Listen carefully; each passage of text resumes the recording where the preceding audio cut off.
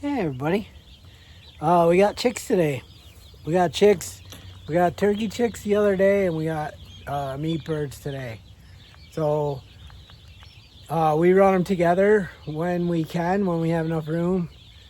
In this little building, we have run so many chickens and turkeys through here. It's crazy. It's I think it's 5 by 8. It's not great. Like I would like to build another one, but it works. So I just want to touch on like what we do when we unpackage them from the post office, right? So they come in boxes like this. I have bigger ones over there, but I try to get to the post office as quick as I can because I don't want them in the boxes any longer than they have to be. So the chickens were hatched yesterday. The turkeys were hatched on Monday, and we picked them up on Tuesday. And so I bring them in and I fill the waters with I fill these 1 gallon waters with water, obviously, and then I add 2 or 3 big tablespoons of sugar, just regular white sugar, and I stir it in there. Everybody says, or a lot of people say, to get the mineral packets, or the vitamin stuff, or whatever. I don't do that. We were taught this years ago when I first got into chickens, and really before they had the packs that you could buy, and we just mix sugar in there because the sugar will give them like an energy boost. Like it'll perk them right up. These guys surprisingly were really peppy. They got them here really quickly, which is amazing. We've had them where it takes they're in shipment for almost 3 days, and they just get really worn down. So these guys all look amazing. So this is a turkey. That's a turkey. How can you tell? Well, if you look at its eyes, see its eyes? Hang on, don't go anywhere. This one is different, and it's smaller, but the turkey's got a couple days of feed, and these guys were just hatched yesterday, so it's probably not even 20. It might be 24. It might be about 30 hours. They were probably born or hatched yesterday morning. So the water, we put the sugar in. Yesterday was so hot. We were sweating so much. So I had one lamp on and that was it. But the turkeys were all spread out. We got 50 turkeys.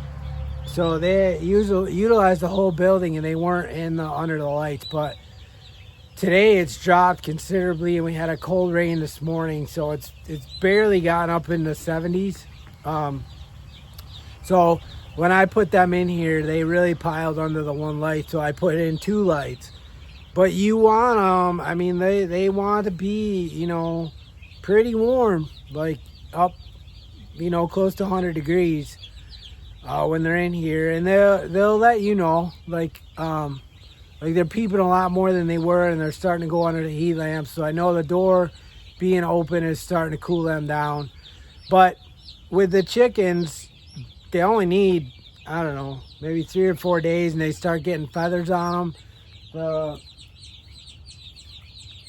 These little wingtips right here, the little wingtips, they'll start turning white, and then shortly thereafter, they'll start getting white all the way up through, and they'll lose their yellow, and they'll be all white. So once they start getting the wing feathers, like if it's warm out, you don't need the lights so much, or we'll just raise them up a little bit each day, if they're not under there and they're just kind of spread out, because we don't want them to get too hot either. Or I'll just turn them on at night. So, and the feed that we get a non-GMO feed. because our customers kind of pushed us that way, and we can get it from a Amish place not too far from here, and the price isn't too bad. It's not too much different than your conventional feed, not the organic feed. You can't even touch that, but it's really nice feed. It's just a mash, and we've done it all. We've done pellets, we've done the mash. The Tractor Supply food is crap. If it smells like cardboard, like I don't want it.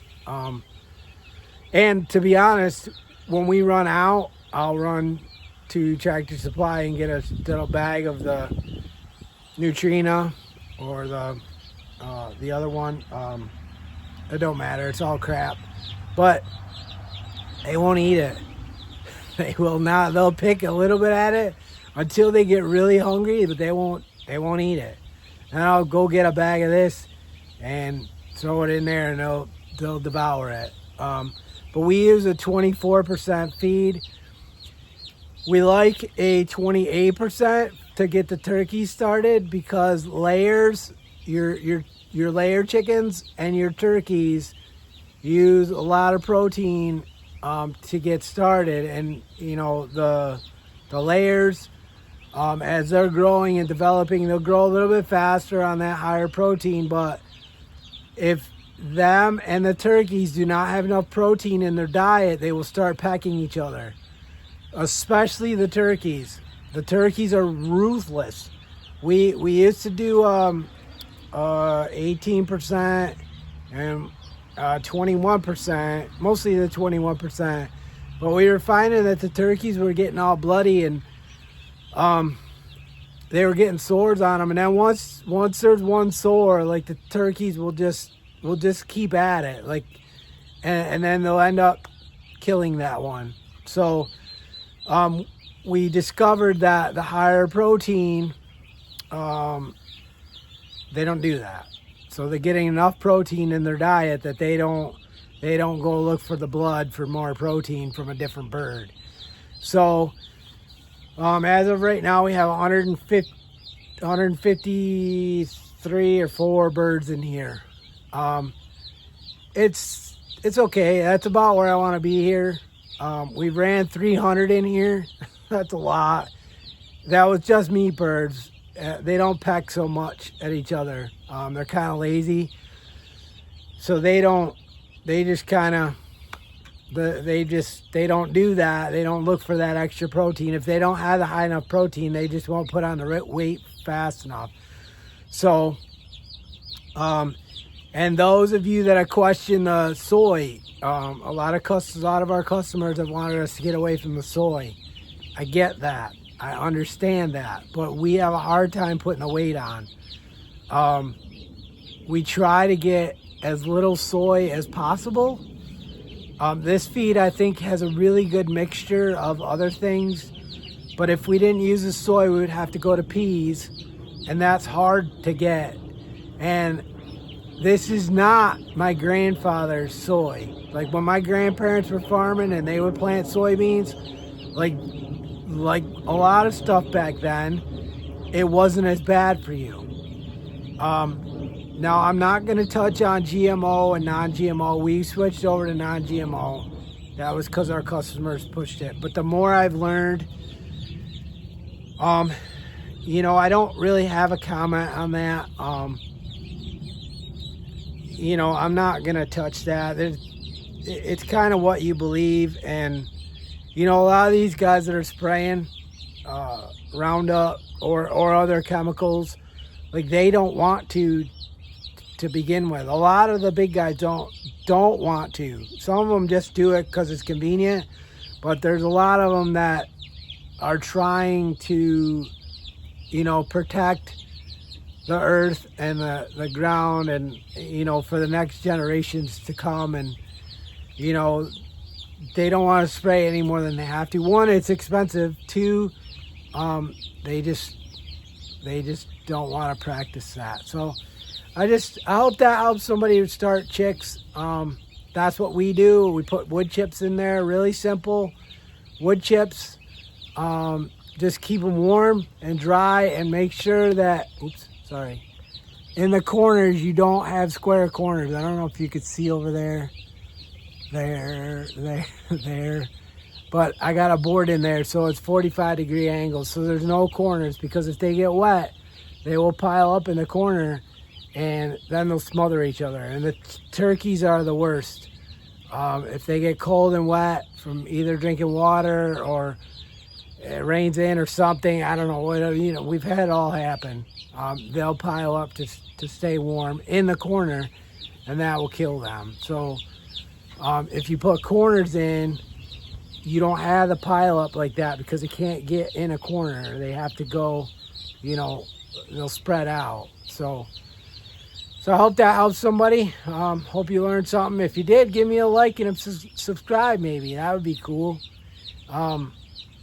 I'd like to hit 600 subscribers soon. That would be really pretty cool. So with that, I love you all. Get to know a farmer, and I will talk to you on the next one.